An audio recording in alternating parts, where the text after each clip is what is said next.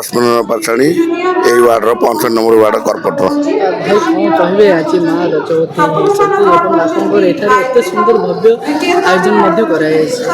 সর্বপ্রথমে সারা ওড়িশাবাসী রজ উপলক্ষে হার্দিক অভিনন্দন।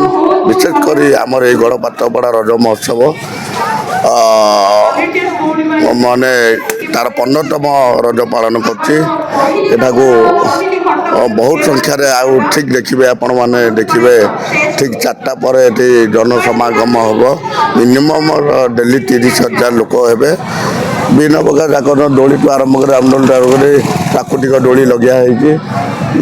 ବିଭିନ୍ନ ପ୍ରକାର ଦୋକାନ ସାଜସଜ୍ଜା ହେଇଛି, ଲାଇଟ୍ର ବ୍ୟବସ୍ଥା କରାଯାଇଛି, ବିଭିନ୍ନ ପ୍ରକାର କରାଯାଇଛି। ରାଧାକୃଷ୍ଣଙ୍କର ମୂର୍ତ୍ତି ଏ ବର୍ଷ ଝୁଲିଆ ହେଇଛି। ଏମିତି ସବୁ ଅଛି ଆଉ ଏଠି ବିଭିନ୍ନ ପ୍ରକାର ଷ୍ଟଲ୍ ଲାଗିଛି, ଖାଦ୍ୟପେୟଠୁ ଆରମ୍ଭ କରି ବିଭିନ୍ନ ପ୍ରକାର ଷ୍ଟଲ୍ ଲାଗିଛି। ସେମିତି ଆମେ ଆମର 3 ବିଧାୟକ ଭୁବନେଶ୍ୱର ଡାକିଛୁ, ଆମ ସ୍ଥାନୀୟ ବିଧାୟକ ଜଟଣୀ ବିଧାୟକ ଡାକିଛୁ, ଏମ୍ପିକି ଡାକିଛୁ, ସ୍ପିକରଙ୍କୁ ଡାକିଛୁ।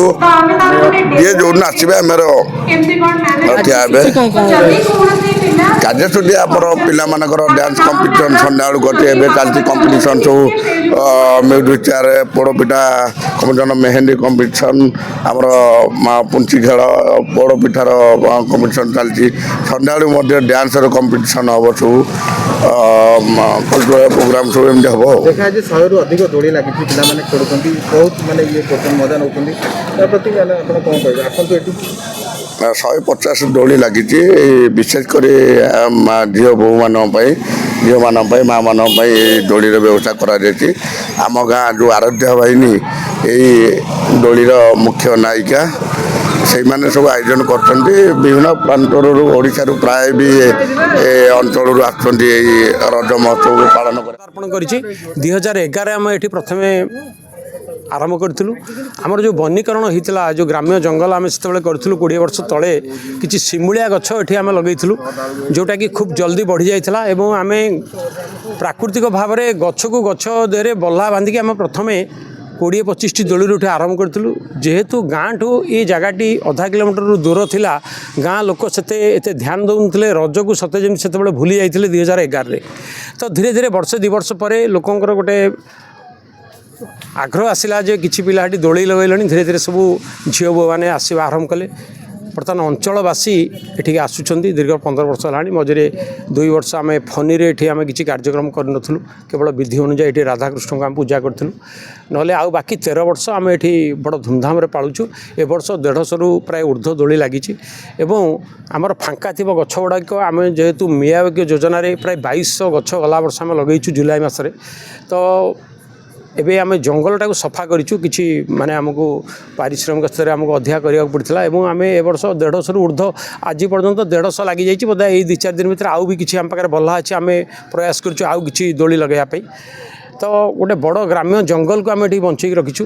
ଏବଂ ଆମେ ପ୍ରୟାସ କରୁଛୁ ଏଇଭଳି ବାତାବରଣ ରହିଲେ ହିଁ ଏଠି କାର୍ଯ୍ୟକ୍ରମ ହୋଇପାରିବ। ଆଉ ପାଇପ୍ ବା ବଲ୍ଲା ପୋତିକି ଯେଉଁ ଦୋଳି ଏବଂ ଯେଉଁ ଗଛ ଭିତରେ ଯେଉଁ ଖେଳିବା ମଜା ହେଉଛି ଗୋଟେ ନିଆରା। ସରକାରଙ୍କର ଗାଇଡ଼ଲାଇନ୍କି ମାନିକି ଆମେ ରାତି 10ଟା 10:30 ଭିତରେ କାର୍ଯ୍ୟକ୍ରମ ବନ୍ଦ କରିବୁ। ଏବଂ ଏଠି ଗମନାଗମନର ସୁବିଧା ପାଇଁକି ଆମର ଉଭୟ ଗ୍ରାମର ଯେଉଁ ଯୁବବାହିନୀ ରହିଛି, ସେ ପିଲାମାନେ ଅହରହ ମାନେ ପରିଶ୍ରମ କରି ସେମାନେ ଗାଡ଼ିମାନଙ୍କୁ ଶୃଙ୍ଖଳିତ ଯାତାୟାତର ସୁବିଧା ରଖୁଛନ୍ତି। ଏବଂ ଯେଉଁ ଜାଗାରେ ଆମେ ପାର୍କିଂ ସୁବିଧା କରିଛୁ ସେଠି 2 ହ୍ୱିଲର 4 ହ୍ୱିଲର କ୍ଲାସିଫିକେସନ୍ କରାଯାଇଛି, ସେଠି ରହୁଛି। ପରିମଳ ଯେହେତୁ ଏତେ ଗୁଡ଼ିଏ ହଜାର ହଜାର ଲୋକ ଆସିବେ, 5ଟା ପରେ ଏଠି ବହୁତ ସଂଖ୍ୟାରେ ଲୋକ ଆସିଯିବେ। ତ ମହାନଗର ମାନେ ଭୁବନେଶ୍ୱର ମହାନଗର ନିଗମ ତରଫରୁ ଏଠି ଆମର ଭ୍ରାମ୍ୟମାଣ ମାନେ ଟଏଲେଟ୍ର ବ୍ୟବସ୍ଥା କରାଯାଇଛି। ଏବଂ ଇଲେକ୍ଟ୍ରିକ୍ ଯେହେତୁ ଏଠି ଟିକେ ଅସୁବିଧା ହେଉଛି, ଇଲେକ୍ଟ୍ରିଫିକେସନ୍ ଆମେ ଏ ବର୍ଷ 2ଟି ବଡ଼ ଡିଜିର ବ୍ୟବସ୍ଥା କରିଛୁ, ଯାହାଦ୍ୱାରା କି ଏଠି ଇଲେକ୍ଟ୍ରିର କୌଣସି ଅସୁବିଧା ହେବ ନାହିଁ।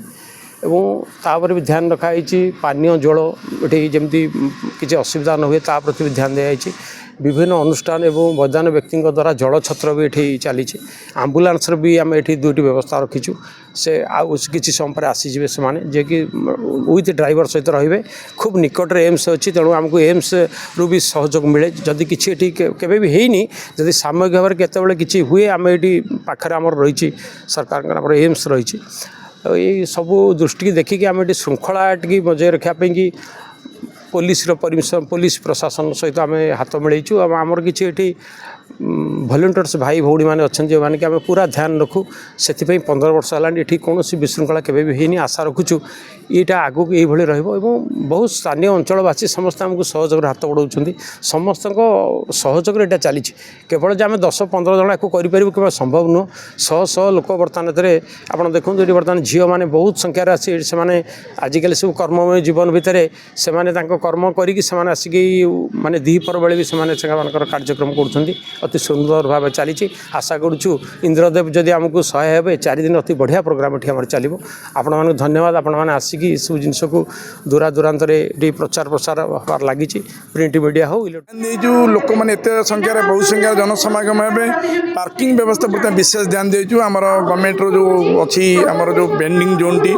एवं जो थिला सेतेरे आमर प्राय मिनिमम 500 कार रहा बंदोबस्त करूँ एपटे गोटे प्राइवेट लैंड नहीं सेठी 100-200 कार रही पार बाइक रही पार तार बंदोबस्त सुबंदोबस्त कर आम गाँ युवा बाहिनी यार दायित्व नहीं एवं विशेषकर आम जो झील मैंने बो मैंने आसबे सुरक्षा प्रति आम पुलिस सहित आमर युवा बाहिनी विशेषकर ध्यान देचु समस्त सतर्कता सहित आम कि भाव में सुरक्षार आम 4 दिन जाक आम रजमज पालन करें सतर्कता अवलंबन कर पालन करने प्रतिश्रुतिबद्ध होकर।